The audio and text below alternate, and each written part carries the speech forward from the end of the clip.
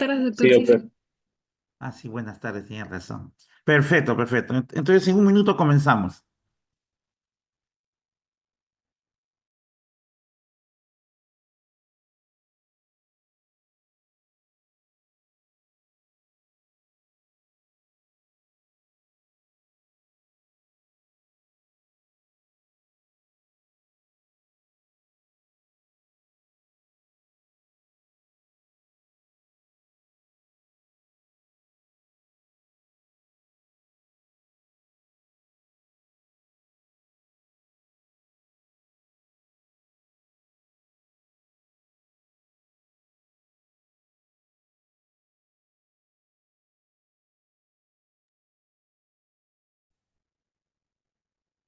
Buenas tardes, futuros colegas. El día de hoy me toca dar una clase un poquito larga y un poquito tediosa en cuanto a las formas de presentación de estas entidades que son comunes, solo que no lo contamos en el diagnóstico diferencial, el cual debería ser incluida, ¿no? Pero ya que no son clásicos respiratorios como por ejemplo el asma, la fibrosis pulmonar, EPIT, ¿no? Enfisema, neumonías o tuberculosis, pues este, eh, están en la línea de abajo en la historia clínica donde se busca el descarte de enfermedades y ellas incluyen a las micosis pulmonares y a las parasitosis pulmonares como me corresponde el día de hoy. Desde el año pasado hasta este año han habido algunas pequeñas modificaciones que los voy refiriendo en la medida que va pasando, voy pasando las transferencias, las diapositivas, ¿no? Y más que todo es enfocando la experiencia, ¿no? Que a través de los años hemos ido adquiriendo, ¿no? Dice, más sabe el diablo por viejo que por diablo, ¿no? Tantos años que hemos visto estas patologías, ya, aunque me siento joven, ya tengo 27 años trabajando en la parte respiratoria, ¿no? Y he tenido la oportunidad y tengo la oportunidad de trabajar en un hospital grande, el cual pues se ven distintas patologías y a través de los años nos hemos ido enfrascando, informando y viendo cómo evolucionan sobre todo los tratamientos, porque la clínica y los diagnósticos son casi similares, ¿no? Entonces, comenzamos por las primeras imágenes.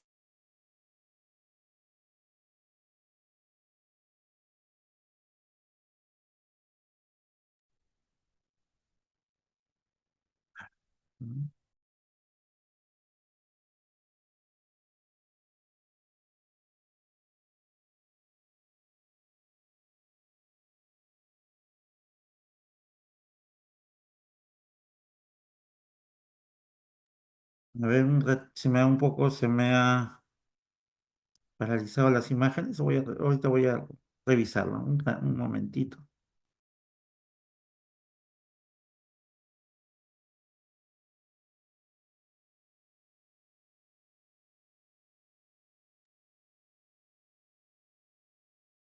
Muy bien, ¿en quiénes sospechamos las micosis pulmonares, no? Los pacientes que tenemos hospitalizados y que tenemos una fiebre persistente mayor de 72 horas, ¿no? En los pacientes que son neutropénicos severos, como muchas veces hemos tenido hospitalización, ¿no? Pacientes con algún tratamiento inmunosupresor, oncológicos, reumatológicos con terapia biológica, eh, pacientes que han recibido o reciben terapia corticoidea de larga data, o pacientes que tienen alteraciones hematológicas, los cuales condicionan neutropenia, como por ejemplo son los pacientes leucémicos, ¿no? Y en ellos, pues, una fiebre persistente de más de 72 horas, debemos sospechar esta entidad. Los pacientes que han recibido tratamientos antibióticos amplios, ¿no? Muchas veces combinados. Ustedes ven en hospitalización tratamientos con piperacina, tazobactam, linezolid, ¿no? Esas combinaciones, meropenem, linezolid, o el uso de colistina con vancomicina asociados. Son terapias amplias y de larga data, ¿no? De entre 14 y 21 días, los cuales, pues, hace de que haya una colonización y una sobreinfección por hongos, ¿no? Alta sospecha de sepsis por hongos, la tercera causa. Cuando vemos pues, varias características como lesiones en la boca o presencia de imágenes algodonosas en la tomografía. ¿Cuáles son los tipos de micosis pulmonar? El Aspergillus fumigatus a la cabeza, ¿no? Sin dejar de considerar las otras entidades como la histoplasmosis, la candidiasis, la paracoccidioides, que tiene sus características especiales, la criptococosis, y menos frecuente el blastomismus y el fusarium y el mucur, que es de temer. El, el blastomismo es una enfermedad bien rara. O sea, le llegamos a ver un tiempo cuando los soldados en Puerto Maldonado abrían trochas hacia Brasil, ¿no? Hace algunos años. Por lo tanto, habría pues selva virgen. Y ahí donde pues crecen estos hongos y que pues los infectaban a los soldaditos, los cuales le producían ganglios en el mediastino y toda la zona ganglionar en sí, ¿no? Cervical, inguinal, y así como llegaban a los hospitales, ¿no? Con ese antecedente. Eh, el mucor, como ustedes lo habrán explicado, la causa más frecuente de hemoptisis masiva es el micetoma, ¿no? Producido por el Aspergillus fumigatus. Pero sin embargo, hay una entidad bien rara, ¿no? Que es el mucor y que lo vamos a describir al final, el cual produce una hemoptisis exsanguinante y está asociado a patologías como leucemia o linfoma, ¿no? Y es raro encontrarse con ello, pero cuando uno se encuentra con este mucor, pues hay que cruzar los dedos porque las hemoptisis que produce son, pues, demasiadas, ¿no? Es una hemoptisis severa, ¿no? Severa. Entonces, hay que considerarlo, no es muy frecuente, ¿no? No es muy frecuente, pero si me llega un paciente con hemoptisis masiva, tengo que considerar dentro del diagnóstico diferencial. Hay factores asociados a la colonización de hongos y por ende la infección, el VIH-Sida, ¿no? En estadio propiamente con una carga menor de 200. El uso de antibióticos prolongado, más de 2 a 3 semanas. Cuando el paciente tiene un daño previo, sea pues una bronquitis, una cicatriz, secuela de alguna neumonía, infección viral, como hubo el COVID o la tuberculosis propiamente dicha, que produce cicatrices en el pulmón y estos hongos se van depositando en las cicatrices, ¿no? ya que, ya que las bronquitáceas son zonas muertas, ¿no? Donde no hay tejido ciliado, el cual nos permite eliminar el moco y condiciona un caldo de cultivo para que crezcan estos hongos, ¿no? La presencia de las visitas a las cuevas, ¿no? En turismo, como ustedes han hecho en Semana Santa, probablemente se han ido de turismo y se han ido a Huánuco, a Tingo María, a ver las cuevas de las lechuzas, las cuevas de las pavas, que es lo común que hace, pues, al recorrer estas cuevas ingresan a la parte basal y ahí van a encontrar la deyección de las aves y la deyección de los murciélagos. Entonces, estas heces, ¿no? Son ricas en nitrógeno, hacen un caldo de cultivo para que crezcan hongos, ¿no? Los cuales, como la histoplasmosis, los cuales uno entra, se toma la foto de recuerdo, pero pisa las deposiciones de estos mamíferos y estas murciélagos y aves, y por ende la espora tiende a flotar en el aire más o menos 30 minutos, tiempo suficiente para que el hongo ingrese por el pulmón. Entonces, este es un factor también que hay que considerar en las historias clínicas, los viajes anteriores, ¿no? De manera similar, la gente que manipula aves, los trabajadores de las avícolas que están fuera de Lima, ¿no? Y que producen, pues, los huevos y la carne, ¿no? Como pues, Redondo o San Fernando, ¿no? Que son grandes centros de manipulación de aves. eh, Todo tipo de aves, ¿no? Tanto gallinas o pavos, ¿no? Patos, etcétera. Los pacientes, como ya les comenté en un momento, las neutropenias severas, los tratamientos antineoplásicos y últimamente los pacientes trasplantados, ¿no? Lo que en el Perú se realiza, pues, corazón, pulmón, riñón, ¿no? Hígado, los cuales, pues, reciben tratamientos con inmunosupresores, generalmente tacrolimus, y que, pues, condiciona la presencia, la colonización y posterior infección de estos hongos. Por el mismo hongo propiamente dicho, inhalando esporas, ¿no? Lo que le estaba comentando, ¿no? Puede también ser una sepsis por vía hematógena a los pacientes que están hospitalizados en larga data, ¿no? Y que pues reciben tratamientos antibióticos múltiples.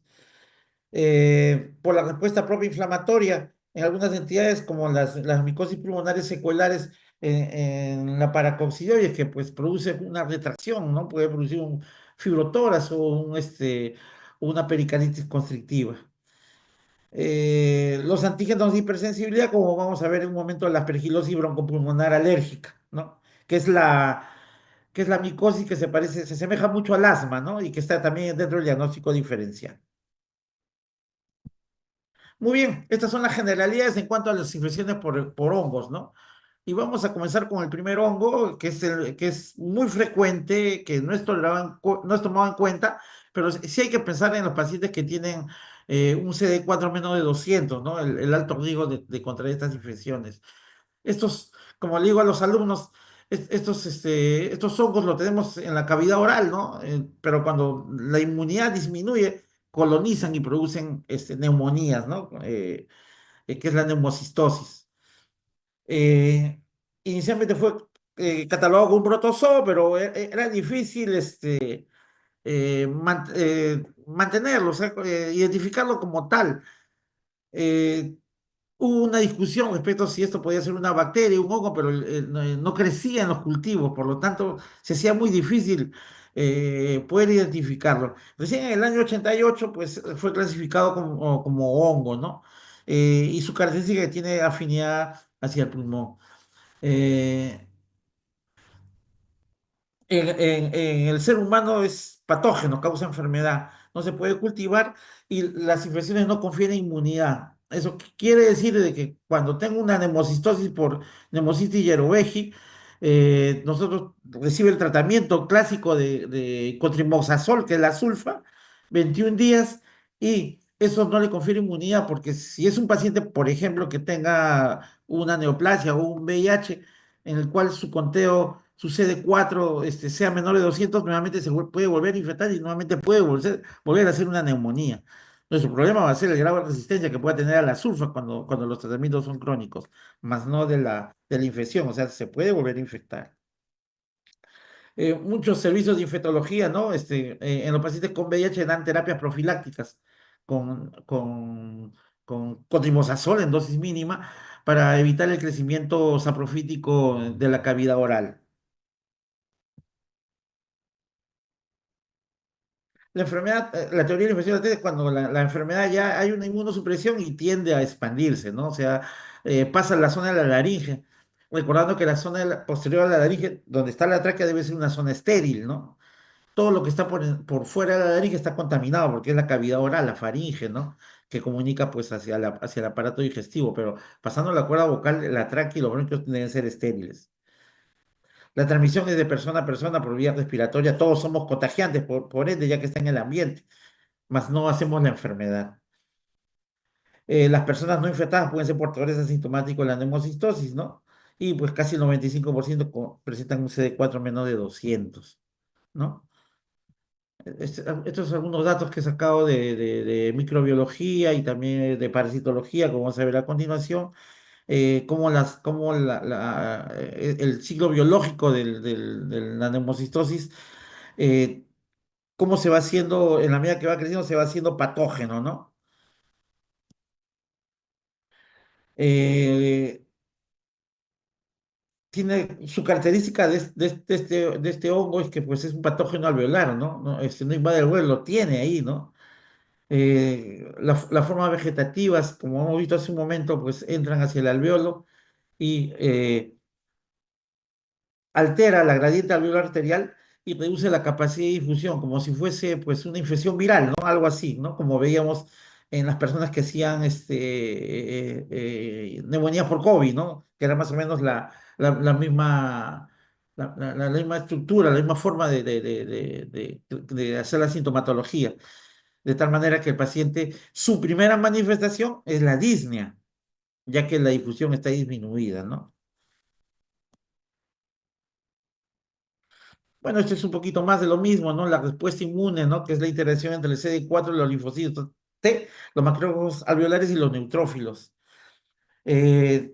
para dar un tratamiento en micosis pulmonar por neumocitis yerobeji, pues lo más probable es que se dé una terapia conjunta con corticoides, ¿no? Porque el factor de necrosis tumoral produce mayor inflamación y si tenemos un paciente con disnea y con alteraciones en la difusión del pulmón y encima le vamos a dar un tratamiento que va a liberar el factor de necrosis tumoral que va a producir mayor inflamación y por ende mayor disnea, el paciente pues, puede ir inclusive a soporte de cánula de alto flujo o ventilación mecánica. Por eso es que la indicación muchas veces, de acuerdo a unos parámetros que vamos a ver a continuación, pues se le debería dar corticoides asociado al tratamiento. Muy bien. La disnea progresiva, ¿no? Como su primera manifestación. En la práctica seguro han hablado de las neumonías típicas o las neumonías atípicas, ¿no? En este caso, la neumocistosis produce un cuadro similar a una neumonía típica, ¿no? Aunque pues, este, recordar siempre que en medicina el 100% no existe ni el 0%. O sea, no existe el nunca y siempre, existe el casi siempre y el casi nunca, ¿no? Por eso es que estudiamos medicina y no somos reemplazados por robots. Entonces, lo más común es que encontremos una disnea progresiva, ¿no? Seca, tos seca, fiebre de 38, no llega más de 38 y medio, incremento de la frecuencia respiratoria, por ende, si hay consumo de oxígeno, el corazón va a responder con taquicardia, ¿no? Y muchas veces nosotros ocultamos y no encontramos lesiones pulmonares, o sea, la ocultación puede ser normal. Cuando ya se complica y también es una forma en la presentación de la neumocitosis, puede haber una neumotora, pero ya la característica es clásica, ¿no? Ya viene el dolor y la disnea, ¿no? Menos frecuente y se da en estadios avanzados.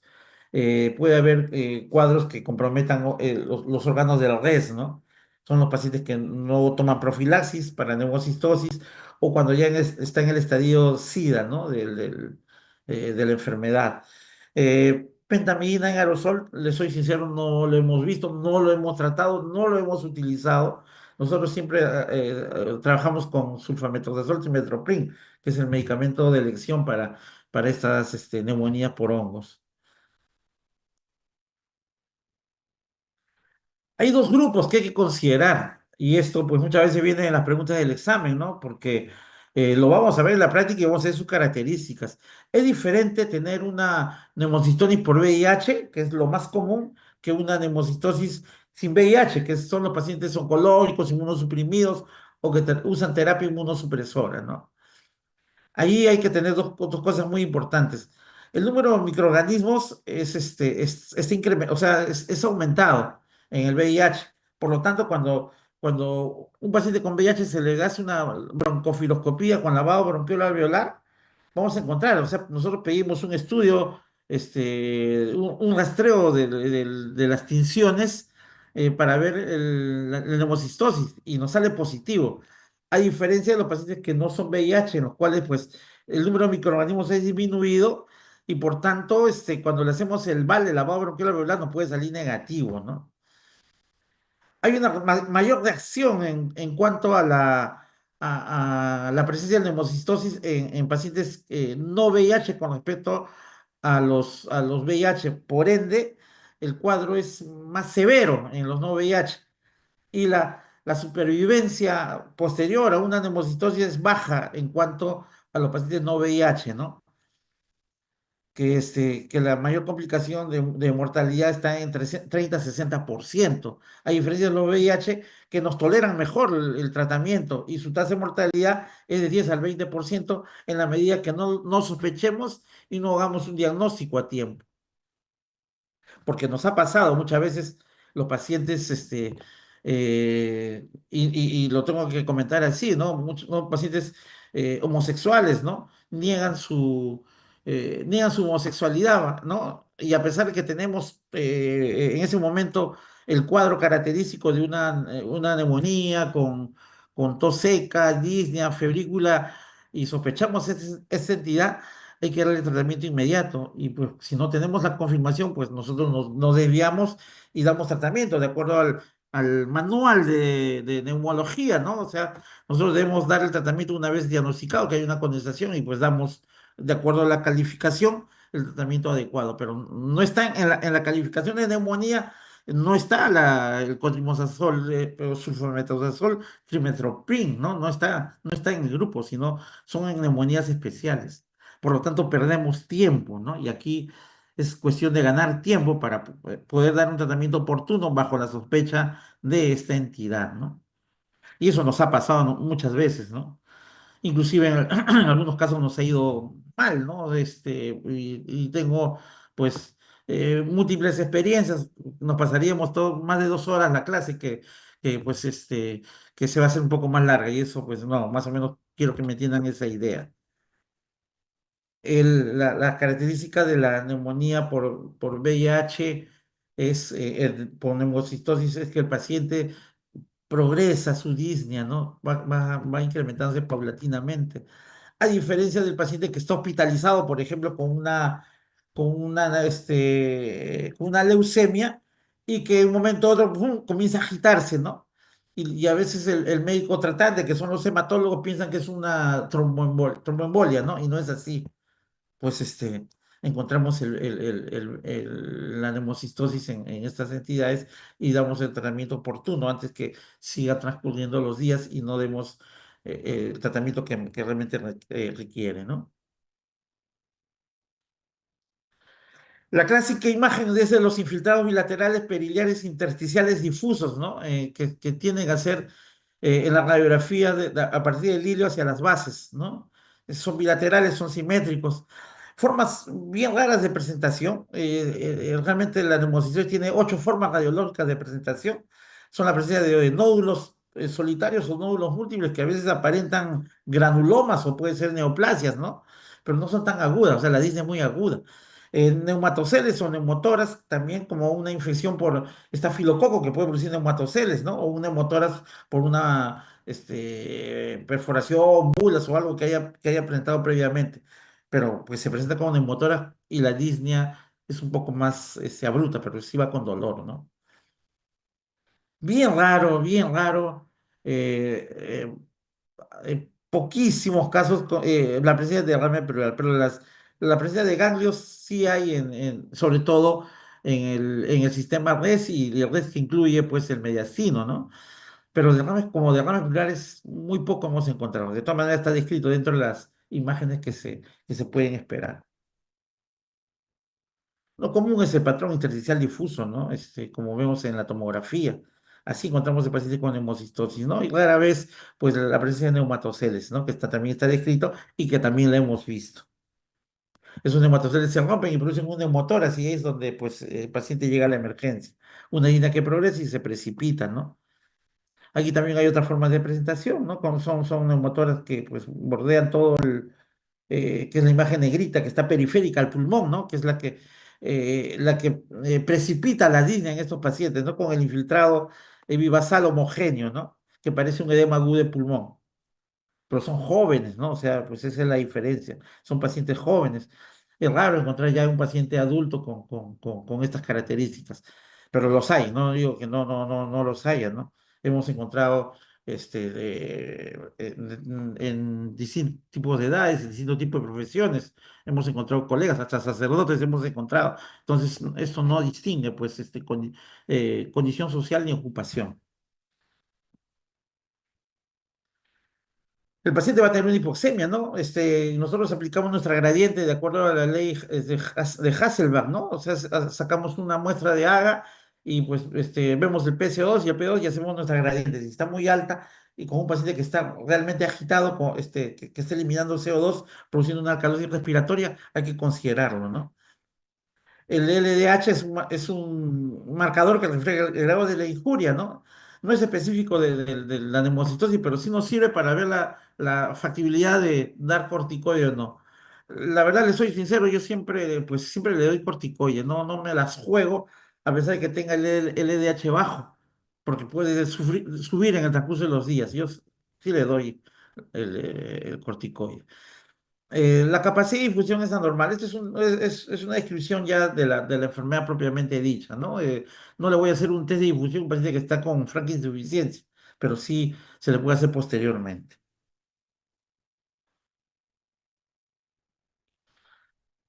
La sospecha de riesgo de estas neumonías, pues hay que hacerle el punto inducido que tiene un rendimiento bajo, ¿no? Pues hacemos las tinciones correspondientes, pero generalmente no lo hemos encontrado en el esputo. Bien, claro, tenemos que hacerle el lavado para poder encontrarlo.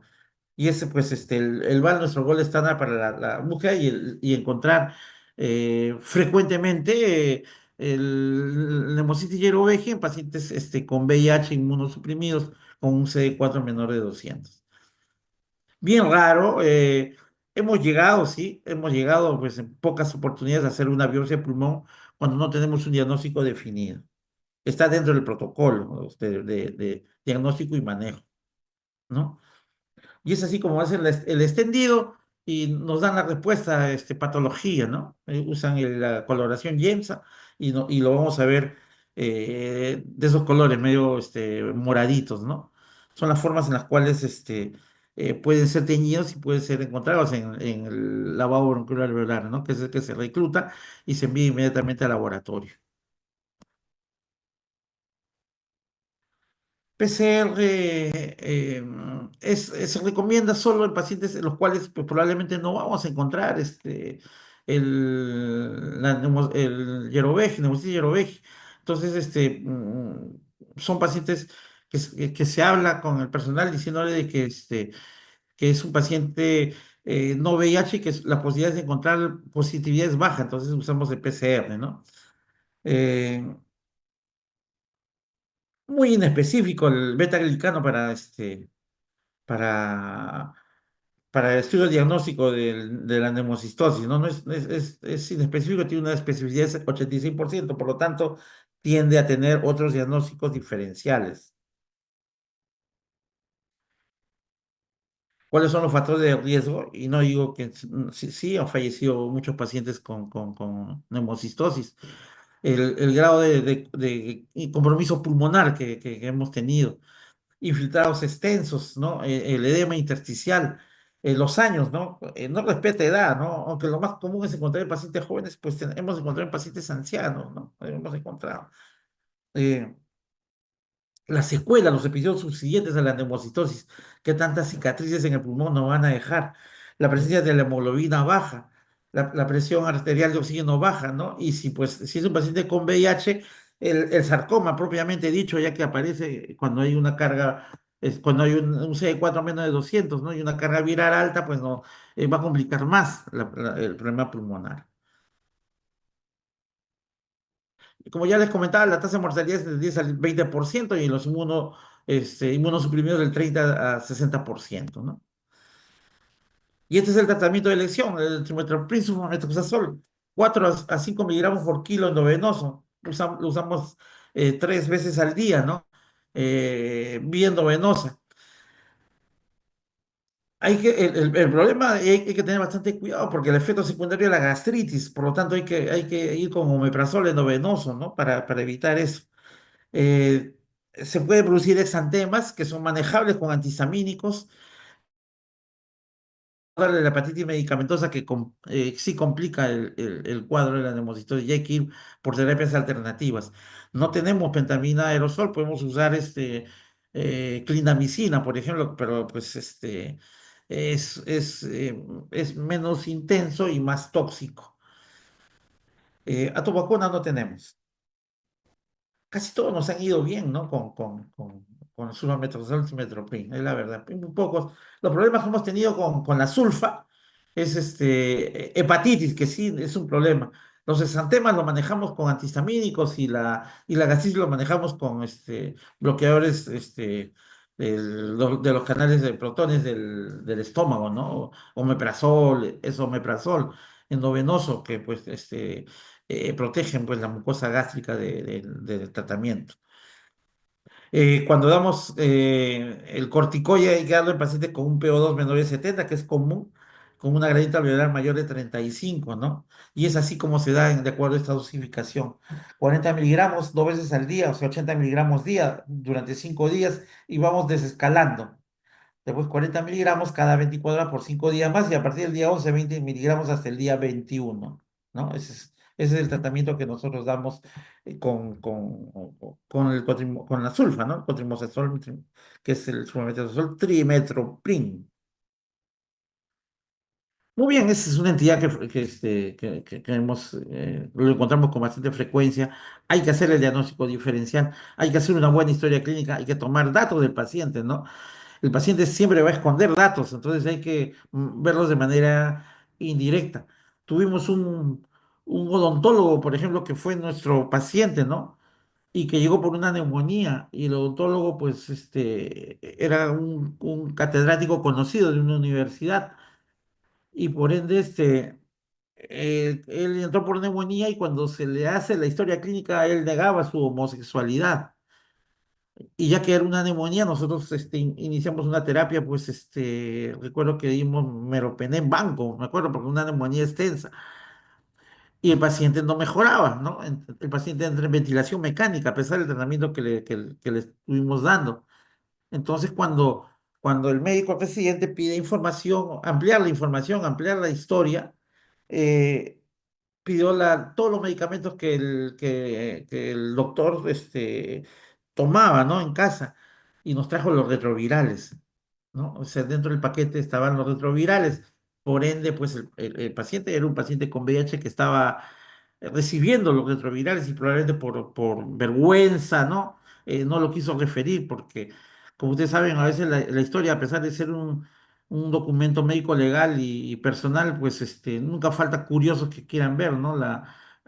Sobre todo nosotros como médicos queremos ver lo que tiene el conocido colega, ¿no? En este caso era un odontólogo muy querido por la Facultad de Medicina, ¿no? Y por ende, pues tenía muchos amigos médicos. Entonces eso hizo que el colega, que el odontólogo, pues no diera la data, ¿no? De lo que recibía y falleció finalmente, ¿no? Se le dio el tratamiento con sulfas endovenoso, pero era demasiado tarde, la lesión ya estaba muy avanzada y el paciente entró en distrés respiratorio, ¿no? Y falleció. Esa es la importancia de no tener de la información que se debe tener en la historia clínica. Nos pasó, ¿no? Nos pasó. Muy bien, otra entidad micótica que es frecuente y que la tenemos pues en todo Lima, es como Polita, ¿no? Ya que nosotros somos una ciudad muy húmeda, una ciudad muy húmeda. Felizmente los argentinos, aparte del fútbol, también nos ganan en humedad, ¿no? La incidencia en asma es mayor en Buenos Aires, ya que es una ciudad que está metida en el mar. A diferencia de nosotros que nos cae pues a través de los distritos costeros nos cae la humedad, ¿no? A Lima, por ende nos ponen en segundo lugar por detrás de Argentina, ¿no? Y en estas casas húmedas, pues se mete el hongo, ¿no? En este caso, pues tenemos la aspergilosis pulmonar. Y es una entidad que ha sido descrita durante muchos años, ¿no?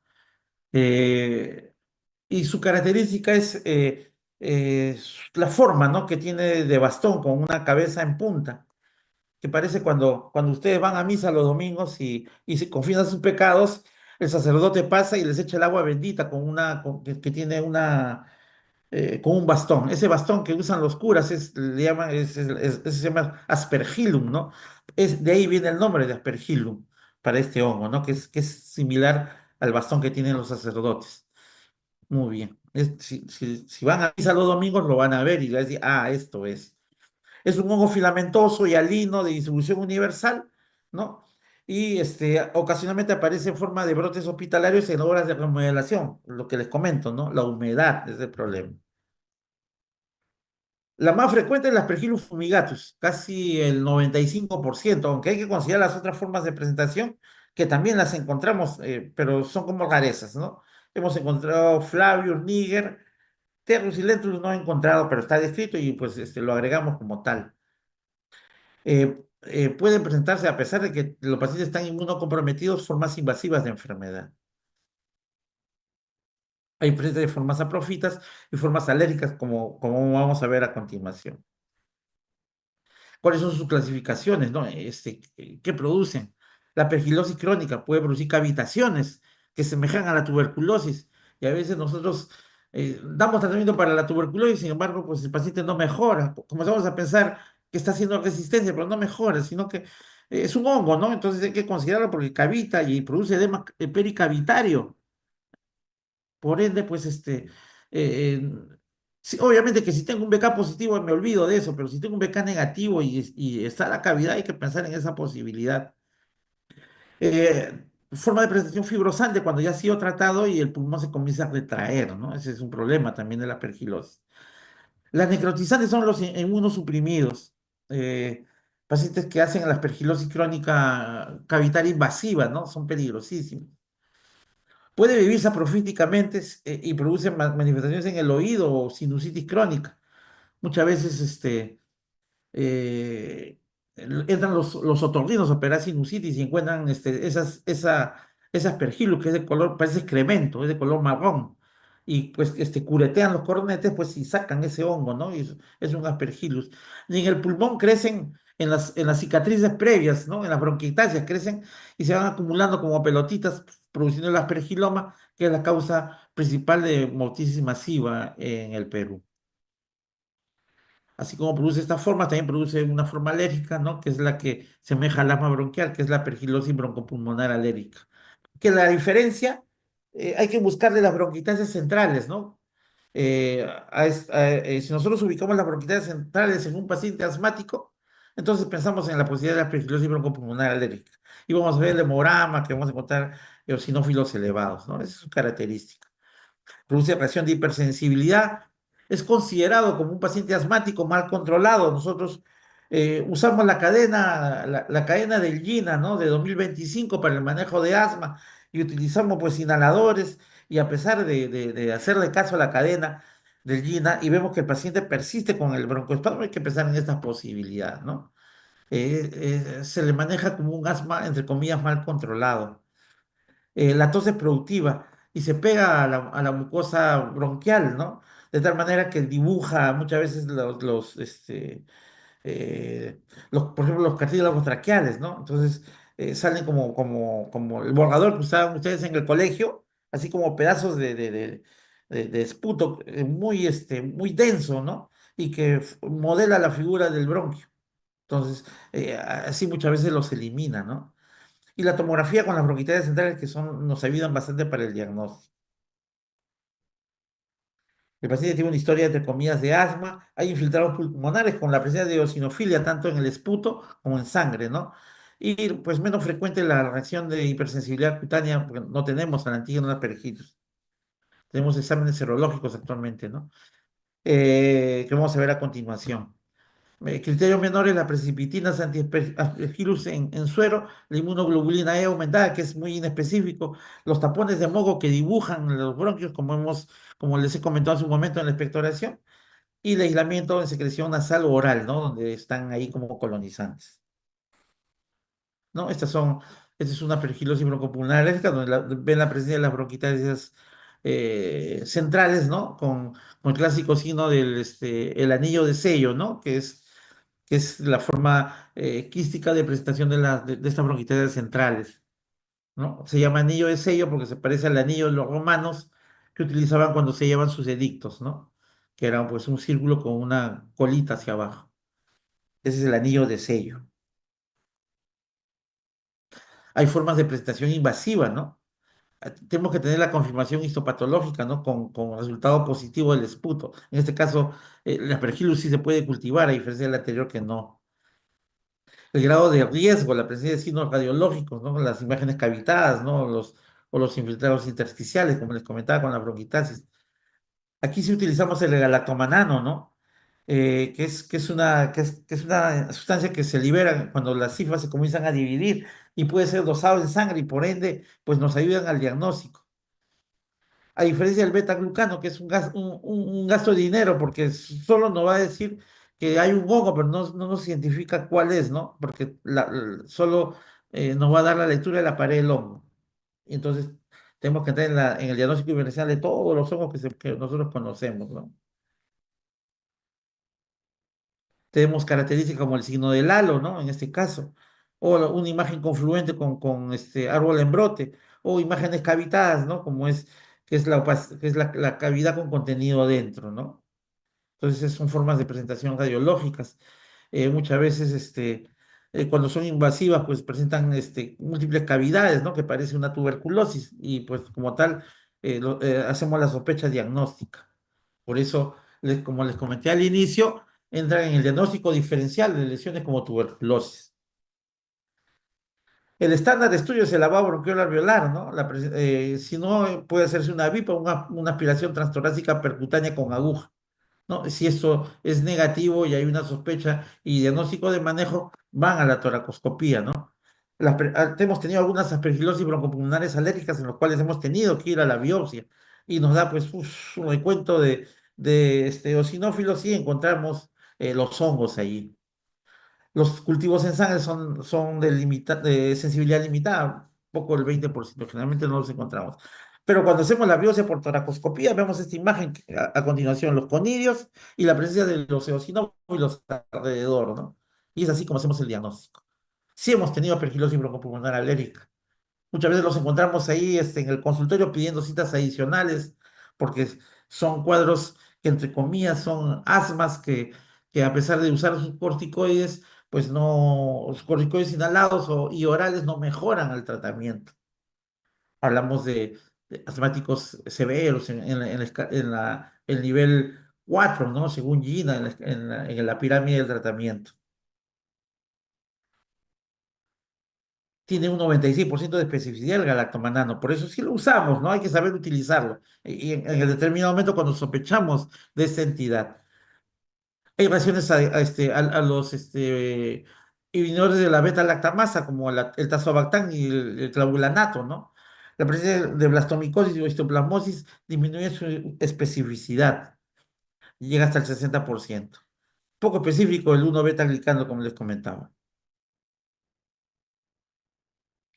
Los tratamientos para las formas invasivas pues, es el voriconazol, ¿no? Y si el paciente está muy severo, pues, usamos el anfotericin B, pero el anfotericin es el riesgo del anfotericin que produce daño renal, entonces hay que usarlo con bastante cuidado. Nosotros hemos tenido hace poco un paciente con criptococosis, ¿no? No VIH, el cual pues le llegamos a dar anfotericin, pero hizo un AQI. Por ende, pues tuvimos que cambiar el tratamiento alternativo, pues darle este voriconazol, ¿no? 6 miligramos por kilo de peso, pues viendo venoso cada 12 horas, ¿no? Pero claro, lo ideal es darle la fotericin, pero el rango de tratamiento es casi tóxico, ¿no? O sea, pues, y ese es el problema. Es un buen antifúngico, pero es el efecto inmediato que nosotros vemos en estos pacientes. La creatina comienza a subir, ¿no? En eso, pues hay que detenernos y cambiar el tratamiento antimicótico. Si lo tolera bien, perfecto, pero si no, hay que cambiarlo. En cuanto a la aspergiloma, que es una forma de presentación micótica, el tratamiento es, pues, quirúrgico, ¿no? La segunda, el segundo manejo es quirúrgico y el tercer es quirúrgico también, o sea, el manejo es cirugía. Si el problema es que el paciente tiene una reserva funcional menos del 50%, o si tiene la presencia de compromisos múltiples por diseminación del hongo, ¿no? El cual pues se encuentra en varios segmentos pulmonares, tanto ipsi como contralateral, pues no hay posibilidad de la cirugía, entonces tiene que ir al tratamiento médico, que es con el itraconazol o el voriconazol, ¿no? Pero pues lo ideal es hacer una cirugía, ya que el aspergiloma es una entidad pues que tiende a aumentar de tamaño, uno, y dos, a que las cabezas de los conidios pues tienen una punta que rasgan el tejido pulmonar y por ende produce sangrado. Y encima, su característica de estos hongos son neovasculares, o sea, produce y atrae la formación de nuevos vasos sanguíneos cercanos a la zona de la lesión, y eso incrementa el sangrado. Para la pergilosis pulmonar cavitaria crónica, el itraconazol y voriconazol, y la pergilosis broncopulmonar alérgica, el itraconazol, que muchas veces va asociado o no al corticoide, ¿no? Hay que hacer un seguimiento por 6 a 12 semanas, ¿no? Y se puede hacer un tratamiento prolongado con voriconazol oral. Las tomografías de control, generalmente, pues nosotros en el hospital hacemos un control a los 6 meses, ¿no? Para ver cómo evoluciona la enfermedad. Obviamente que si el paciente vemos que no hay una mejoría, pues hay que hacerle al tercer mes. Otro punto importante que es la negativización del galactomanano no es suficiente como un criterio único para suspender el tratamiento, ya que el galactomanano, pues, nada más nos dice la separación de las cifras, ¿no? Pero pues pueden mantenerse los hongos ahí, ¿no? Una cosa importante, la reversión de la inmunosupresión es necesaria para mejorar la mortalidad. O sea, si controlamos la causa inmunosupresora que le ha condicionado esto, pues nosotros puede tener un mejor pronóstico. Muy bien. Otras formas de presentación de hongos, ¿no? Vienen siendo descritas cuando desde el incremento de frecuencia, desde que hicieron el bendito canal de Panamá, ¿no? Panamá es una zona tropical y por ende, pues, siempre que entramos en una zona tropical y abrimos trechas y abrimos caminos, pues el hongo esté allí y pues infecta al hombre, ¿no? Y fue como sucedió en los primeros años del siglo pasado, en los cuales pues se construyó el canal de Panamá y muchos de los trabajadores que se encargaban de las excavaciones murieron de esta enfermedad, que le llaman la enfermedad de Darling, ¿no? Que es la histoplasmosis pulmonar. Que la vemos en el hospital, sí la vemos también. Realmente está en las zonas tropicales, pero es una infección cosmopolita. Tanto en el Perú como en Argentina, Brasil, Estados Unidos, México, pues lo vamos a encontrar con regular frecuencia. Es un ascomiceto, ¿no? Y la forma de levadura, pues la forma más patógena. ¿Cómo se infecta uno? Pues la presencia de los suelos contaminados por las deposiciones de las aves silvestres, murciélagos en las cuevas, u otros materiales orgánicos que tengan heces, ¿no? Que las heces son ricas en nitrógeno y por ende, pues ahí es donde se depositan las, la- las levaduras, ¿no? Los micelios inicialmente, como van a crecer, y después la forma levaduriforme. La primera infección es asintomática en el huésped normal. Soy una persona que llega, pues, me voy a Tingo María y me voy a la Cueva de las Lechuzas, me tomo unas fotos, regreso a mi casa, regreso a Lima y a la semana comienzo a tener fiebre, vespertina, malestar general, tos productiva y pues me asusto, ¿no? Pucha, que tengo la sintomatología de la tuberculosis, pero de un momento a otro desaparece. Así como vino, desapareció y me siento mejor, ya no tengo tos, ya no me agito y hago mi vida normal. Así actúa la primera infección de este hongo. La enfermedad diseminada ocurre en la infancia cuando el paciente pues, está recién desarrollando su inmunidad o el paciente que tiene inmunosupresión severa.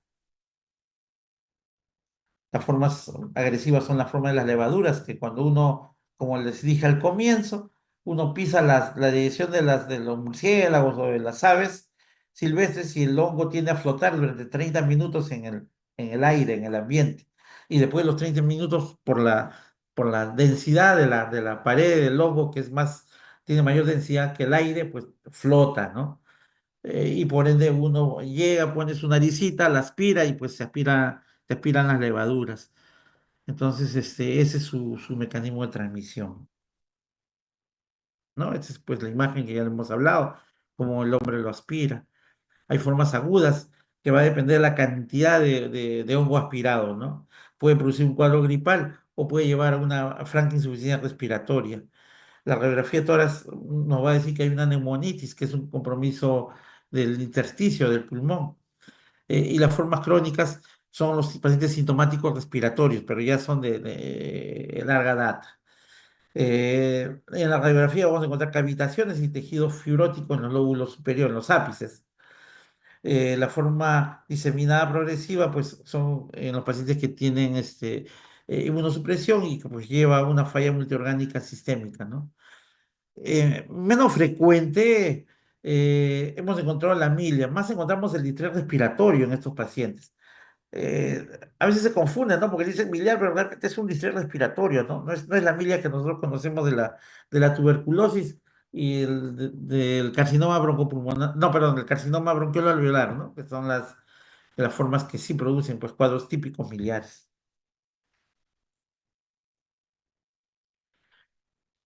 lo que nosotros a veces aspiramos, ¿no? Produce infiltrados neumónicos, la enopatía ileal es notoria en los niños, no tanto en adultos. Las nodulaciones suelen calcificarse y se dan como imágenes que nosotros le decimos en arrocito, ¿no? O sea, vemos la ventana mediastinal, vemos la lesión en la ventana parenquimal y cuando vemos la lesión en la ventana mediastinal encontramos imágenes calcificadas, ¿no? Que le llaman, algunos llaman el signo de perdigón, ¿no? Que son como perdigones, como si le hubiesen disparado perdigones y se hubiesen impactado en el tórax. Estas calcificaciones pueden estar en otros órganos del res, ¿no? Como en el vaso o el hígado, lo cual pues nos va a decir que el compromiso ha sido sistémico del paciente con histoplasmosis. La histoplasmosis diseminada progresiva, cosa que es bien rara, en el 50% de casos, pues producen un patrón miliar. No lo hemos visto nosotros, pero está descrito. También hemos encontrado las formas crónicas, ¿no? Son pacientes que generalmente vienen transferidos, ¿no? De las zonas de alta incidencia en esto, como por ejemplo la selva central. eh, las lesiones neumónicas se necrosan, ¿no? Producen lesiones con destrucción pulmonar, en el cual el tejido se infarta y comienza a presentar bronquiectasias y se hace una zona de caldo de cultivo para infecciones posteriores. Predominan en las zonas apicales y hace que se retraigan, ¿no? O sea, disminuye su expansión del pulmón, o sea, lo vuelve más pequeño y por ende produce una disnea crónica. Son infiltrados, pues, ¿no? Que aparentemente semejan, ¿no? Al proceso, ¿no? Son igual, ¿no? Son procesos de tipo intersticial, como en unas zonas de condensación, ¿no? En este caso basal izquierdo. Los infiltrados focales pulmonares no son frecuentes. Lo más común es como el neumocitis yerobegia, patrón de tipo intersticial o retículo nodular. Poco frecuente la presencia de ganglios mediastinales porque produce retracción de la cúpula del corazón, ¿no? Toda la zona que rodea el mediastino medio se engrosa y pues produce una compresión mediastinal. El cultivo de sangre positivo el 70%, el mielocultivo que es de la médula el 84%, ¿sí? Puede ser aislado en secreciones respiratorias, nódulos linfáticos, lesiones localizadas y líquidos cefalorraquídeos. Nosotros lo hemos encontrado en los nódulos linfáticos y en las pirales secreciones. El problema es que cuando ya lo tenemos hay que darle tratamiento, ¿no? No vamos a esperar a que crezca el hongo porque pues pasa un mes y si el paciente no recibe tratamiento, pues realmente es una complicación para el paciente.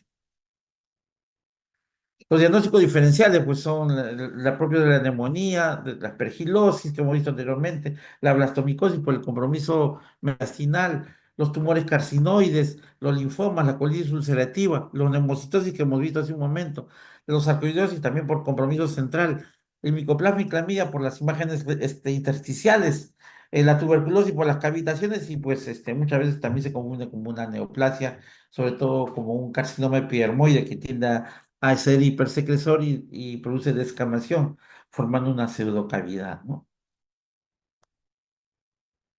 Nuestro problema es el granuloma mediastinal, ¿no? Los ganglios en el mediastino se fusionan, se calcifican y después producen una inflamación, ¿no? Y retracción. O pueden producir conductos como las fístulas, que son, pues, de manejo muy, con terapia antibiótica y muchas veces ir a la cirugía. La fibrosis mediastinal es una respuesta inflamatoria realmente, pues lo que causa es problemas en el corazón, ¿no? No le permite latir. Poco frecuente como el 30% con derrame pleural bilateral y pericarditis.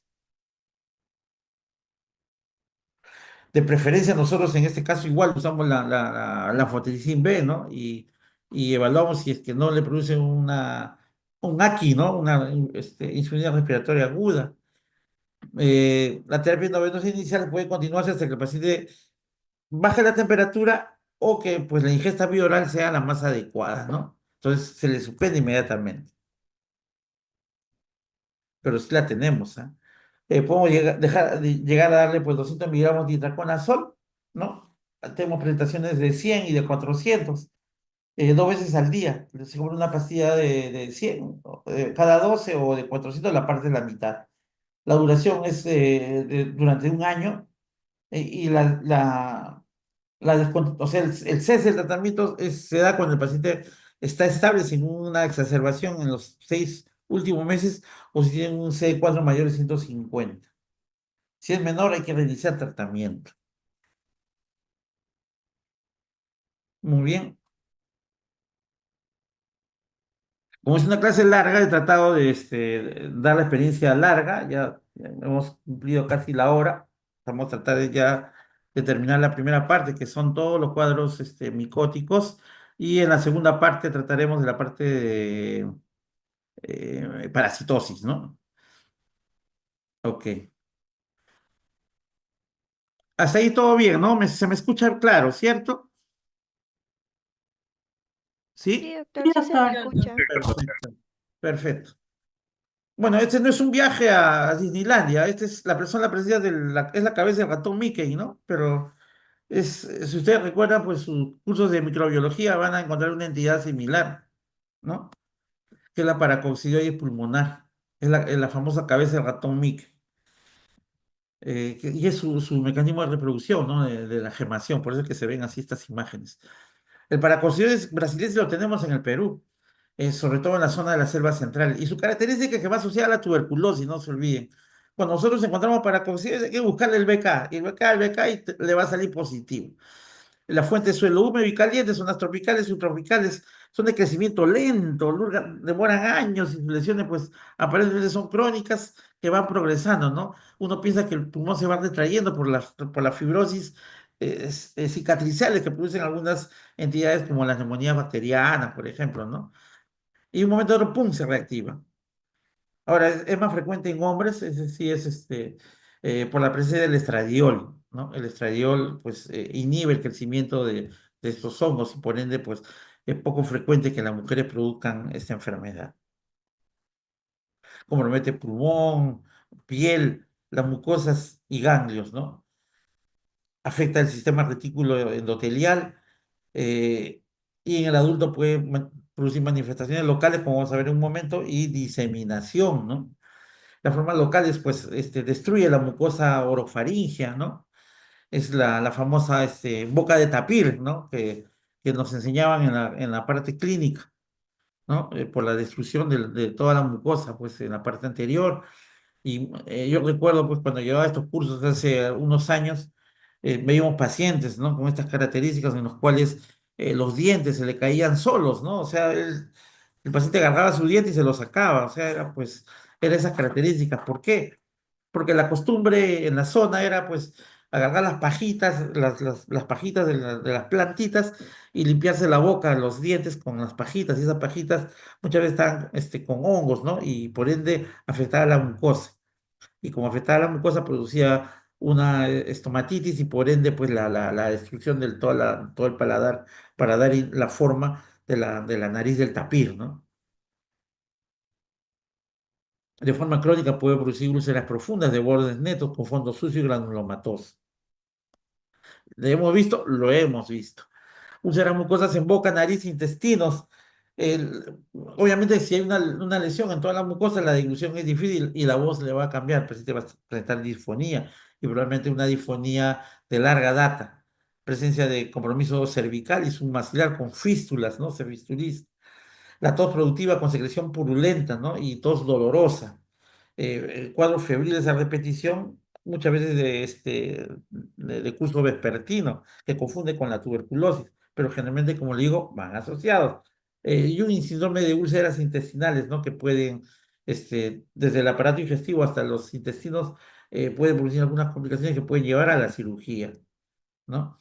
Las imágenes son similares, ¿no? Hay una pequeña lesión cavitada pariliar izquierda, ¿no? Pero el infiltrado y la retracción es tal cual se ve en la imagen, ¿no? De arriba hacia abajo porque entra por la vía respiratoria.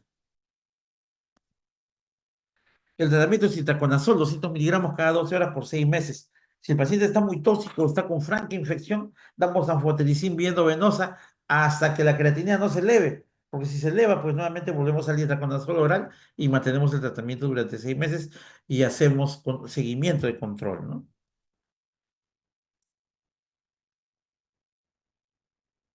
Este es Surco Viejo, pues ahí está su pérgola bien bonita donde la gente va y le da de comer a las palomitas, ¿no? Las palomitas han ido migrando desde el Callao, de ahí han ido a San Miguel, Magdalena, Surco, bueno, en el centro de Lima siempre han estado, y que pues esto ha traído por ende un problemita adicional a la presencia de estas aves, pero no tanto de las aves mismas, sino de sus deyecciones, ¿no? Y que condicionan el crecimiento de unos hongos, ¿no? Que lo tenemos pues a la vuelta de la esquina, como se dice cerca de la facultad de la Ricardo Palma, ¿no? Que es la presencia de criptococosis, donde hemos visto esas entidades, ¿no? Ahí nomás en Loma María, en el Parque de la Exposición, ahí cerca nomás hemos visto casos en algunas casas donde las personas se dedicaban a dar de comer a las palomas, ¿no? No digo que sea malo, pero pues es un riesgo, ¿no? Sobre todo pues cuando se acumulan gran cantidad de palomas y las deyecciones ya pasan de ser de algo anecdótico a algo ya muy, que trae un cierto malestar. Por eso muchos alcaldes de distritos prohíben dar ingesta de comida a las palomas porque ellos se agrupan, ¿no? Por lo tanto, si tú no les das de comer a las palomitas, ellos se migran a otros distritos y así evitan la incomodidad de los alcaldes. Muy bien, el agente criptococo neoformes, ¿no? Y el factor de riesgo es la disminución de la inmunidad. Lo hemos visto bastante en VIH, por ejemplo. La forma primaria es pulmonar, asintomática, y le gusta el sistema nervioso. Primero te comen el sistema nervioso y después se va al pulmón. Aunque tenemos la subvariedad, que es la que ahorita tenemos un paciente en el piso en mi servicio, una subespecie Gatti, ¿no? Que es tropical, en este caso no es tropical, pero sí de compromiso pulmonar y linfático sin llegar a la inmunosupresión. Porque lo más común es encontrar un criptococo neoformes en inmunosuprimidos, pero la subvariedad Gatti no se presenta así. También es pregunta a veces de examen. Es una enfermedad oportunista causada por estos criptococos, no frecuente en VIH y pacientes trasplantados. Nosotros lo hemos visto bastante en VIH. El suelo está contaminado por las heces de las aves, que son el medio de transmisión por la inhalación. Nosotros lo inhalamos. Puede pasar de un pulmón asintomático y dar manifestaciones neurológicas iniciales. Asemejan a un accidente cerebrovascular, ¿no? Y después cuando le hacemos la tomografía o resonancia, vemos las pelotas de hongo en el cerebro y cuando uno le baja el transductor encontramos las pelotas de hongos en el pulmón. O sea, la predilección primero tiene que ser neurológica y después pulmonar. Das las masas circunscritas, las famosas balas de cañón, ¿no? eh, Pueden encontrarse nódulos solitarios subpulmonares, por esos nódulos van a ir creciendo. Infiltrado neumónico, forma pseudomiliar, no es miliar, pseudomiliar, derrame pleural que no hemos visto y la presencia de linfadenopatías que también se puede presentar. ¿No? Son tumoraciones, así como hemorragias, ¿no? En el cerebro, ¿no? Pero tiene un halo de edema cerebral y por ende, pues, muchas veces se les considera como granulomas, pero pues van con las imágenes pulmonares, ¿no? Los cuales, son masas, ¿no? Dispersas. Y por ende, cuando hay este compromiso, tanto, entre comillas, vamos a hablar granulomas pulmonares como granulomas cerebrales, pues hay que hacer la correlación. El paciente sí está mal, o sea, sí hay que darle la fotericin B, ¿no? 0,5, yo diría hasta 0,8, hasta 1 miligramo kilo día con la tolerancia de la insuficiencia renal. Si hay una respuesta y el paciente cae la fe y está mejorando, podemos pasar el tratamiento al fluconazol, 400 miligramos día por 8 a 10 semanas, ¿no? Ese es el manejo.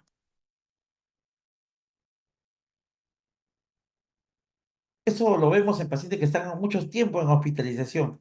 Yo soy enemigo de las hospitalizaciones largas porque pues cuando nos condiciona esto. Y a veces no es que quisiéramos votar al paciente, sino que el paciente debe estar el tiempo prudencial en un hospital, ¿no? Donde se le puede hacer todos los análisis por los cuales ellos han venido, ¿no? Por eso, por ejemplo, mi trabajo es, cuando paso la visita, es que el residente me tenga el plan de trabajo, ¿no? Porque el plan de trabajo nos va a determinar la cantidad de días que el paciente va a estar hospitalizado. Porque si hacemos el plan de trabajo y vamos por una parte, por minucias, la estancia se prolonga y existe la posibilidad de que el paciente haga estas infecciones, ¿no? como vemos esas lesiones algodonosas en el paladar, ¿no? Y que eso se extiende hacia el esófago, hacia el pulmón y hacia el estómago e intestinos, ¿no? Y en la candidiasis, en este caso, pues lo que vamos a ver es la candidiasis pulmonar. Eh, es producida menos frecuente por la Candida albicans, más por la glabrata, ¿no? Es un oportunista que se presenta en neutropénicos, los que utilizan nutrición parenteral, ¿no? Manejado por soporte nutricional, cuando se usa antibióticos de amplio espectro por tiempo prolongado o cánulas de oxígeno por un tiempo, pues, prolongado, ¿no? Tanto cánulas de oxígeno o cánulas de alto flujo, ¿no? Que ahora, pues, lo usamos de forma regular. La clínica es una tos productiva, la presencia de fiebre en un paciente que aparentemente no tenía temperaturas elevadas y la disnea progresiva, ¿no? El paciente en nuestra cara se comienza a agitar, ¿no? Y nosotros estamos pensando en una neumonía nosocomial, pero dentro de las neumonías nosocomiales ya tenemos que pensar en hongos. Y si va asociado pues a estas lesiones, pues hay que considerar esa posibilidad. Igual son infiltrados que no estaban en la radiografía previa, ¿no? Y aparecen en una radiografía de control en el paciente, que no lo tenía antes del ingreso. Son infiltrados ovarios o múltiples y el diagnóstico es de por el cultivo de esputo en secreciones hemocultivo o llegan hacia la broncofiloscopía con el lavado bronquial alveolar. Hay que retirar los drenajes y el manejo es con aflotericin 0,5 miligramos en infusión o el boriconazol 100 miligramos por kilo cada 12 horas, ¿no? Una vez que garanticemos la vía no venosa y demos una terapia pues, adecuada, que puede ser de entre 7 a 10 días, lo pasamos a vía oral, ¿no? Muy bien, el primer punto ha sido cubierto en una hora. Todo bien, ¿no? ¿Me escucharon bien? Sí, doctor, sí se escucha. Perfecto. Sí, doctor. Esta es la segunda parte, que es la de parasitosis. Es una clase larga, como les dije, ¿no? Hay un millón de cosas por qué hablar, ¿no? Pero pues estamos tratando de centrarnos en lo más práctico y lo que nosotros usamos en el día a día, ¿no? Y en ese caso, pues parasitosis pulmonar entra también en el diagnóstico diferencial, ¿no? De patologías pulmonares en cuadros de consolidación, ¿no? Y pues vamos a ver estos a continuación. En parasitosis, ya los mecanismos de infección pueden ser directos a través del ciclo vital del parásito, ¿no? Como sucede pues en la equinocosis, ¿no? Secundaria por una infección de otro órgano, que pues, ejemplo el hígado, ¿no? Las amebiasis, una invasión directa del parásito o una respuesta inmune del huésped, ¿no? Sin necesidad del parásito, pero sí la respuesta, como sucede en la hidatidosis, propiamente dicho, cuando se rompe el quiste, ¿no? Desatan una respuesta de la IgG, ¿no? Formando complejos inmunes que destruyen el parásito y que pues son eliminados por los macrófagos, pero a nivel sanguíneo desarrollan una reacción de hipersensibilidad tipo 3, ¿no? La presencia del antígeno con el anticuerpo, produciendo un cuadro de neumonitis, ¿no? En estos pacientes, sin necesidad de que el germen esté ahí, ¿no? Y son distintos tipos de parásitos, ¿no? Recordarán ustedes en parasitología. Los nematodes, que son los propios gusanos, son los ascaris lubricoides, los estrongiloides y las uncinarias, que son constituidas por el anquilostoma y el necátrio. Bien raro. He visto dos casos de la buchureria. Probablemente si soy médico de Madre de Dios voy a encontrar más casos, ¿no? Porque por ahí viene la infección. En la zona de Puerto Maldonado y límites de frontera con Brasil y Bolivia en la zona selvática. Podemos encontrar trematodes, ¿no? Que son el Paragonimus peruvianus y el Schizostoma manzoni, que sí son más en Brasil, ¿no? Aunque algunos casos han sido reportados en Perú, en la selva de Bolivia, de Perú-Bolivia. Césodes, Echinococos granulosos y tenias, que son bien raras, ¿no? Las tenias. Como protozoo propiamente tenemos la entamoeba histolítica, la mebiasis, el Plasmodium falciparum y la toxoplasmosis. Vemos los primeros parásitos que son pues el Ascaris lubricoides, ¿no? Que se caracterizan por tener un cuerpo nacarado, ¿no? Y que crecen pues en grandes dimensiones. Mi primer contacto con esto fue pues cuando hacía la residencia, ¿no? Y llegó un paciente con pancreatitis y como una secuela de una condensación pulmonar. Y llegó a la emergencia, ¿no? Cuando era residente. Y el paciente, pues, presenta un vómito, ¿no? Va al baño, presenta un vómito y en el vómito elimina el parásito, ¿no? Tanto así que el paciente llega y nos dice, doctor, algo se está moviendo en el baño. Entonces nosotros vamos a ver y pues efectivamente era un parásito de características nacaradas, ¿no? Y el paciente estaba haciendo una pancreatitis por ascaris y estaba haciendo un compromiso pulmonar que después fue catalogado como un síndrome de Leffer, ¿no? Que vamos a ver seguro a continuación. Y la ascaris es común de distribución cosmopolita, de preferencia en los climas templados y tropicales, más frecuente en niños expuestos a suelos contaminados y una mala salubridad. Se transmite siguiendo el siglo mano, acá falta mano, ano, boca, ¿no? Ingresa por la boca, pasa por el intestino delgado, las larvas atraviesan la mucosa, la perforan, luego por vía hematógena llegan a la circulación pulmonar y llegan hasta los alveolos. Rompen el alveolo produciendo una hemoptisis, nuevamente se trasladan a través de la laringe y son deglutidos para llegar nuevamente al aparato digestivo donde maduran y eliminan los huevos en las heces. Y el paciente pues sale por las heces, ¿no? No hace una reinfección endógena, ¿no? Este es el ciclo biológico. ¿Por qué les digo eso? Porque vamos a ver una entidad que sí produce infección endógena. En este caso es el ciclo ano-boca, ¿no? Que se forma. Mano-ano-boca.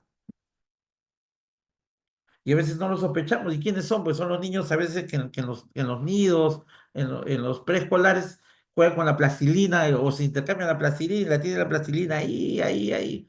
Y basta que un niño esté contagiado, contaminado, para que todos los niños del saloncito, porque intercambian la plastilina a través de sus uñitas, pues lo degluten, ¿no? Y degluten estos huevos. Los síntomas pulmonares aparecen a las 2 semanas durante la migración larvaria, ¿no? Con tos exigente, dolor gastrointestinal, la presencia de fiebre, disnea y sangrado cuando rompen el alveolo. Como reacción propiamente dicha, antígeno-anticuerpo, al destruir algunas larvas puede producir una erupción cutánea pruriginosa. Produce el síndrome de Leffer, de curso benigno y autolimitado, ¿no? Ese ciclo, el cual la larva, pues, recorre, se llama el ciclo de los, ¿no? Donde son los nematelmitos que lo realizan, pues, en forma regular, ¿no? Y que condicionan todo lo que les acabo de comentar hace un momento. ¿Y qué es el síndrome de Leffer, ¿no? ¿Qué es lo que nos produce esta entidad? Este parásito. Es un infiltrado parenquimal no muy definido, o sea, no tiene bordes definidos de condensación. Son asimétricos, aparecen rápido y tienden a ir de un lado para otro. O sea, su característica es que migran, o sea, no se encuentran en la misma ubicación por el traslado mismo del parásito, pues aparentemente condensan en una zona y después en otra, ¿no? Son las neumonías migratorias. En el examen de sangre vamos a encontrar el incremento de la eosinofilia y la inmunoglobulina E. El diagnóstico, y lo hemos hecho, es el aislamiento de huevos del ascaris en heces o esputo o el aspirado gástrico. Muchas veces hemos tenido que ir hacia la broncoscopía para encontrar los huevos del Leffer. Perdón, en el síndrome del Leffer, en los huevos del ascaris. Como les decía, las radiografías son infiltrados periféricos, no muy definidos, ¿no? Y que tienden a variar de posición. Generalmente va a la periferia o en la base. Más lo hemos encontrado en la periferia, ¿no? En las partes medias, ¿no? En la base no hemos encontrado mucho. El tratamiento es albendazol 400 miligramos al día por 3 días y podemos repetir, ¿no? En 2 a 4 semanas. Si hay una reacción alérgica, ¿no? Como le decía, muy severa, podemos utilizar corticoides.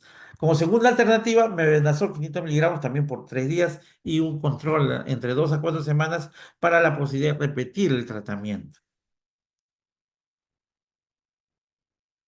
A diferencia de los anteriores que pues se eliminan por las heces, estos parásitos tienen una punta en la colita, ¿no? Una aguja, lo cual hace de que se fijen en el intestino y hagan reinfección endógena. Estos son los estrongiloides estercoralis, ¿no? que es un parásito endémico de clima tropical. El calor y la humedad favorecen su crecimiento en el suelo, ¿no? Igual asociados a la falta de salubridad como pues tenemos acá en el Perú. Se adquiere por contacto con los pies descalzos en tierra contaminados por las larvas que ingresan a la piel.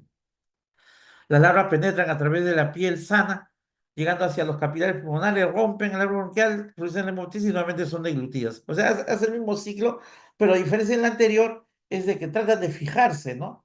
Algunos en el intestino delgado llegan a la adultez y producen huevos, quedando como larvas no infectantes, ¿no? La imagen es esta, ¿no? O sea, la presencia de las larvas que van, se meten por debajo de la piel y van migrando, ¿no? Si ustedes recuerdan la película La Momia, la primera película que se dio hace muchísimos años, la migración del árbol es como la migración de estos bichitos, ¿no? Por debajo de la piel, ¿no? La dermis, y va progresando paulatinamente. Como les comentaba, pues la característica de este parásito es de que atraviesa la pared intestinal o perianal como larvas filariformes, realizando un nuevo ciclo, ¿no? Por eso son pacientes con enfermedad crónica y se presentan generalmente en pacientes con VIH, que también lo hemos visto. En cambio, la infección exógena eliminan por las heces como el ascaris, ¿no? En la tierra crecen como rhabdites, transformándose en larvas filariformes, que son las que producen la infección. Tienen poca sintomatología, salvo cuando migran, ¿no? Que hacen el ciclo del ocio y producen toda la... Lo más grosero es la hemoptisis y un poco la fatiga, ¿no? A veces la tos es seca. Se asocia a todos inmunosupresión, ¿no? Como el SIDA, neoplasias, pacientes trasplantados o malnutridos. Desnutrición que es común acá en el Perú, ¿no? Bueno, este es el siglo que ya le hemos comentado. El diagnóstico es con la consolidación alveolar, infiltrado retículo nodular difuso, ¿no? Y es la reacción del antígeno anticuerpo. El diagnóstico, pues la vamos a encontrar en las larvas y en las heces. Podemos encontrar las larvas en el esputo a través del lavado. Nosotros lo hemos encontrado en heces y en el lavado bronquial alveolar cuando ha llegado el momento de hacerle una broncofiloscopía, las lesiones esas periféricas que nosotros hemos visto, le aplicamos el lavado, el lavado, el lavado, el lavado y por ahí pues aparecen las larvitas pequeñas, ¿no? Que nos da el diagnóstico. Igual los tratamientos son como el Bendazol, 400 miligramos por día, 3 días, y hay que tener cuidado en los pacientes inmunosuprimidos, en los cuales después de 15 días hay que repetir el tratamiento. Hay que hacer un control de coprocultivos, ¿no? Para buscar la presencia de este parásito, ¿no? Seriado de manera mensual.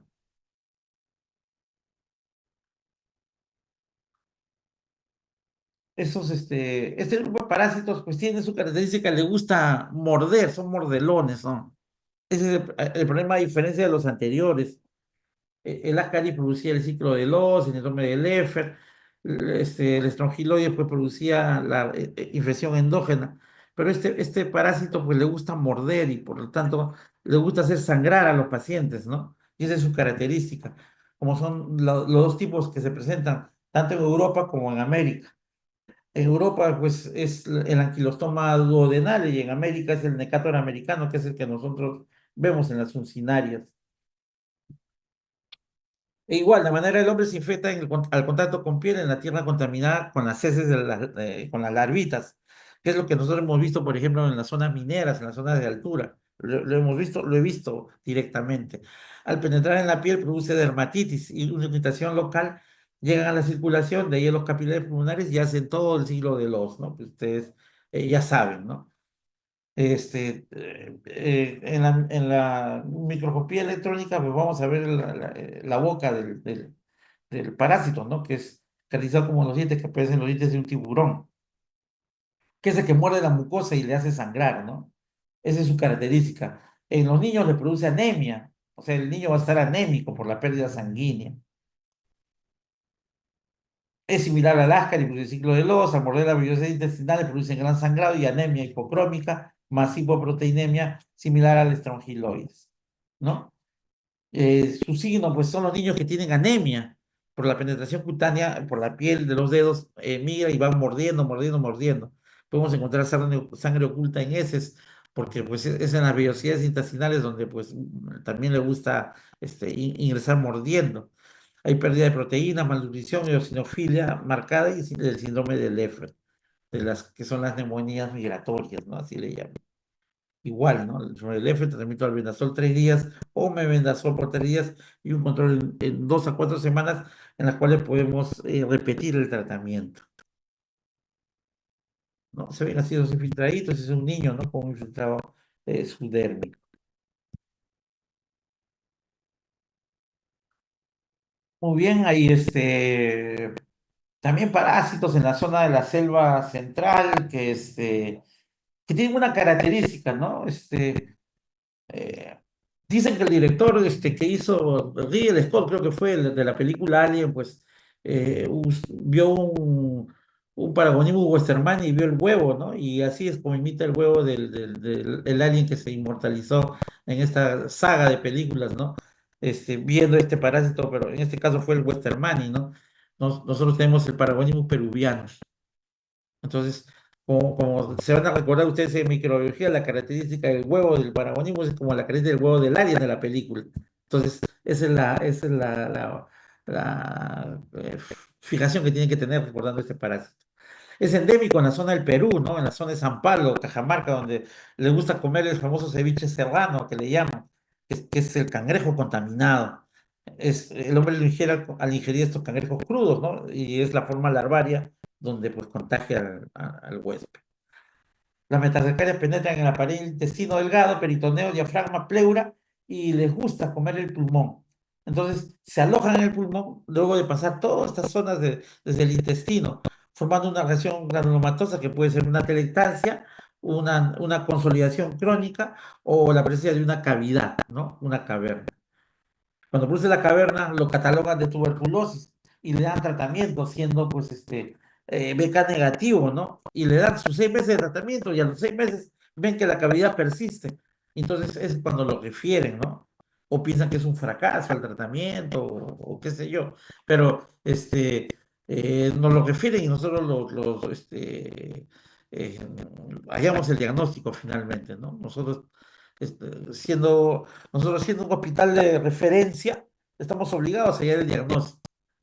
Eh, y así son referidos los pacientes, ¿no? No nos quedamos en el puede ser, o sea, y hemos encontrado, pues sí, casos, hay un montón que tenemos de paragonismos. Hemos tenido hace 4 meses, para Navidad hemos tenido un caso de paragonismo. Al necrosapo dice tos productiva, dolor pleurítico y espute hematoide. Bueno, este es el ciclo también, que no voy a ahondar en esto. Por ejemplo, aquí vemos en la radiografía, en la base del pulmón derecho, una lesión cavitada, ¿no? Basal, y que parece una tuberculosis primaria, ¿no? Donde pues nosotros vemos, yo cristianamente le buscaría pues un grado de inmunosupresión, ya que la lesión es basal, ¿no? Y pues cavitada, ¿no? Con una inmunidad pues baja en el paciente. Pues sin embargo no encontramos nada de eso, ¿no? Sino que sencillamente el parásito ha migrado del hígado y como ha encontrado bastante tejido pulmonar, se ha quedado ahí y ahí se ha mantenido, ¿no? Digiriendo el pulmón. En la radiografía todas son cavidades pequeñas, son unas atelectasias basales. Ojo que estamos hablando del Paragonius peruviano, no estoy hablando del Paragonius westermani, que está en sus celulares o en todos los libros, ¿no? El Paragonius westermani es propio del Asia, ¿no? Aquí tenemos nuestra propia flora, nuestra propia patología, nuestros propios parásitos, ¿no? Vamos a encontrar huevos en las heces o en el esputo. Y el tratamiento hay que reportarlo a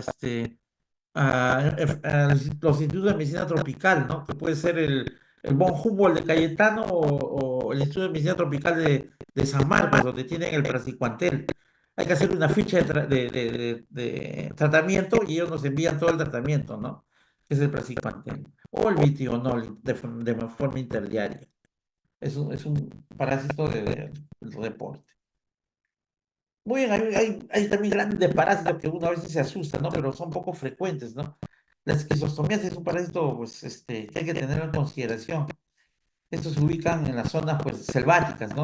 Tanto en la selva de Madre de Dios como en Puno, como le dije hace un momento, ¿no? Donde el caracol es el problema, ya no es el cangrejo como el anterior, acá es el caracol. El hombre pues lo ingiere al nadar en agua dulce, ¿no? Donde están las arcarias y aspira el platelminto. ingiere las larvas con el agua contaminada, ¿no? Eso bañarse en cochas, cuando uno se va en turismo, pues también tiene su grado de riesgo, ¿no? A veces la gente le gusta irse a las cataratas y se mete ahí a las piscinitas y se zambulla. Sabe Dios lo que uno traga cuando pues se deglute el agua en estas pseudo piscinitas.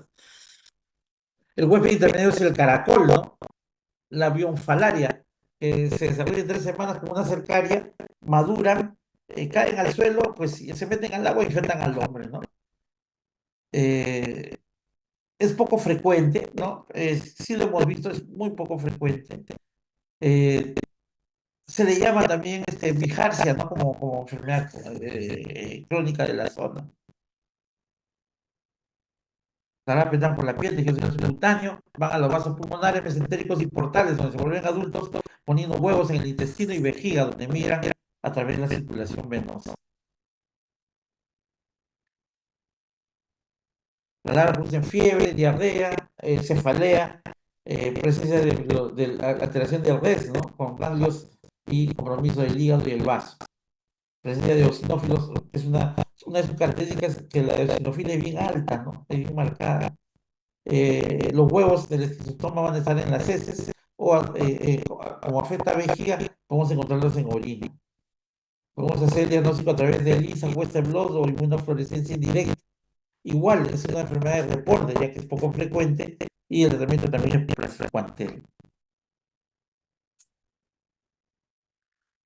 Muy bien. En nuestras sierras pues, del Perú, donde crece el ganado lanar, ¿no? El ovino, hablo de Junín, Ayacucho, Huancavelica, Arequipa, Puno, Cusco, parte del Cusco, encontramos pues estas enfermedades que pues realmente la oveja es un huésped intermediario, ¿no? Pero un huésped definitivo, porque el intermediario es el hombre, y es la equinococosis, ¿no?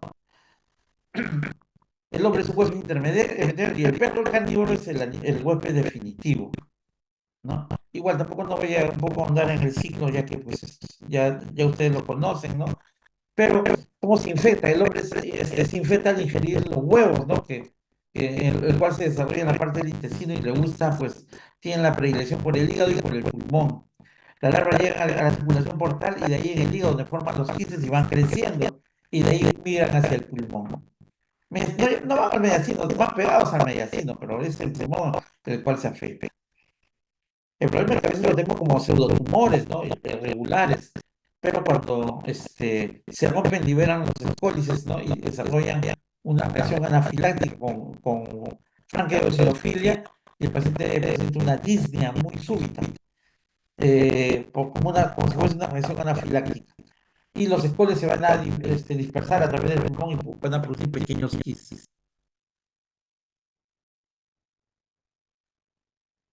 La membrana, hace 2 semanas tuvimos una unidad de dosis en el servicio, en el cual ya estaba el quiste estaba reventado, ¿no? O sea, ya había hecho ya la diseminación. Y cuando hacemos la broncofiloscopía, lo que recolectábamos era la membrana, ¿no? Tuvimos que hacer 2 broncoscopías para ir sacando las membranas, que finalmente nos dio positivo para hidatidosis, ¿no? Porque pensaban que era un tumor, y no era un tumor, era pues era esta entidad. Presenta tos seca, dolor torácico y el punto hemorroico y el vómito salado que se llama vómito. En la radiografía entonces vamos a encontrar una masa pulmonar y si se rompe el quiste vamos a encontrar una media luna los eosinófilos se van a encontrar incrementados. El diagnóstico después se habló, un poquito es de la época de mi abuelita, muy antiguo. Usamos el ISA como basal, pero después el no da la positividad para el equinococo, ¿no? Obviamente, si en la lectura de membrana que nosotros hemos enviado con el lavado, nos van a decir presencia de quiste, pues está el diagnóstico, ¿no? El signo de la membrana sobrenadante, que es pues, el clásico de la hidátide, ¿no? Lo que les comentaba, ¿no? Que son las plantas que flotan sobre el agua, ¿no? Que dan esta imagen similar, ¿no? El signo del menisco, cuando recién se rompe, ¿no? El signo del camalote, nenúfar, flor de loto, etcétera. La interpretación de Casoni 40% es sustantivo, ¿no? Yo lo pongo como referencia porque cuando yo todavía era presidente ya se estaba dejando de hacer la versión de Casoni, igual que el arco quinto. Sí hemos usado ELISA, ¿no? Para diagnóstico y ahora actualmente usamos el Western Blot como diagnóstico de equipos altamente específico. Cuando uno encuentra un quiste ciático, se le hace cirugía, no hay otras. Eh, Algunos cirujanos, cuando encuentran el quiste abierto, esperan, ¿no? Ellos quieren primero que limpien la zona. Y limpiar la zona es darle albendazol, por lo menos durante unos 3 meses, y de ahí ingresar hacia el quiste y se carga. Si el quiste no puede ser roto, pues el tratamiento debe ser médico, ¿no? Y hablar con el paciente, decirle cuáles son las contingencias que pueda presentarse, ya que una cirugía en pacientes con una función pulmonar límite, pues no es lo adecuado.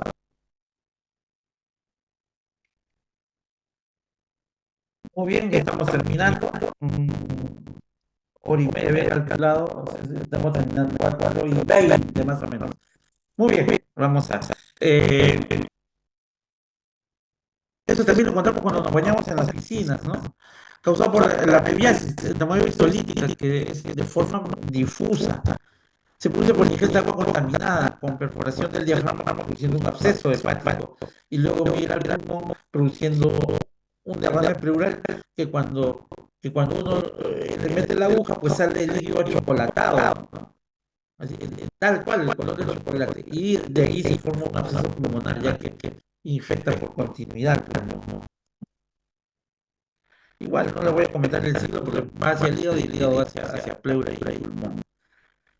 Produce dolor en el hipocondrio derecho, tos seca, malestar general y pérdida de peso. Hay una leucocitosis con eosinofilia.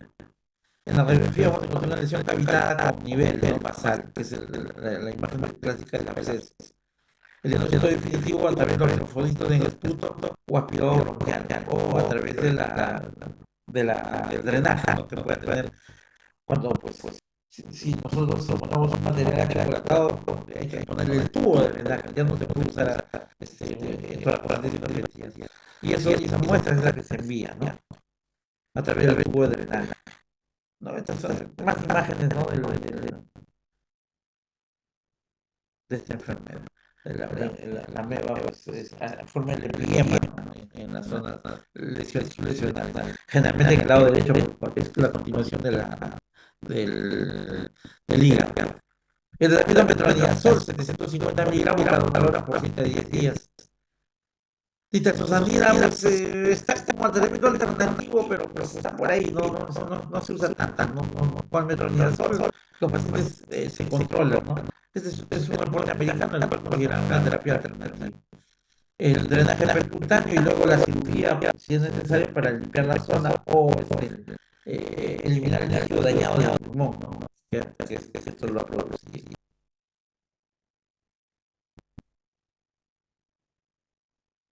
Muy bien, bien.